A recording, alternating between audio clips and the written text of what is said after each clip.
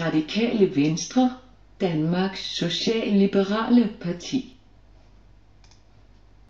Det Radikale Venstre blev stiftet som et uafhængigt parti i Odense i maj 1905. Oprindeligt støttede mange intellektuelle, små landarbejdere og håndværkere det Radikale Venstre.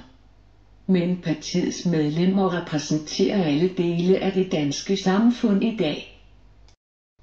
De radikales andel afgivne stemmer i procent af det samlede antal stemmer fra 1906 til 2011. Det Radikale Venstre kom til at stå for en mere antimilitaristisk neutralitetsorienteret linje i udenrigs- og sikkerhedspolitikken. Partiets første program talte om, at Danmark skulle erklære sig neutralt. Hær og flåde skulle reduceres kraftigt. Den økonomiske ulighed skulle formindskes. Og der skulle gennemføres en mere effektiv kontrol med monopoler. Skattepolitikken skulle lægges om, så de større jordejere kom til at betale mere.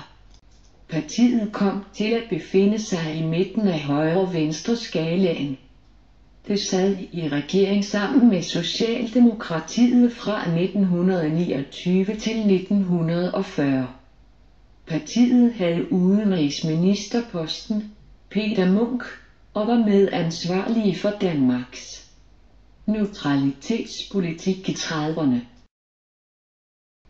Senere har man igen i perioder været støtteparti til eller været i regering sammen med Socialdemokraterne. Sidst fra 1993, SR-regering. Men partiet har også i perioder siddet i borgerlige regeringer fra 1968 til 1971 og fra 1988 til 1990. I dag er vælgergrundlaget mere skiftende og sammensat. Men partiet bærer stadig et tydeligt præg af at være et progressivt, radikalt borgerligt parti med rødderne dybt forankret i den såkaldte kulturradikalisme. Ideologierne er baseret på økonomisk tænkning eller ren konservatisme. Det radikale værdigrundlag består af frisind, social ansvarlighed, respekt for folkestyret, økologisk bevidsthed, internationalt engagement og tillid til en markedsøkonomi i samspil med det offentlige. Radikale Venstre arbejder for en ansvarlig økonomi, grøn vækst, værdig udlændingepolitik og gode uddannelser.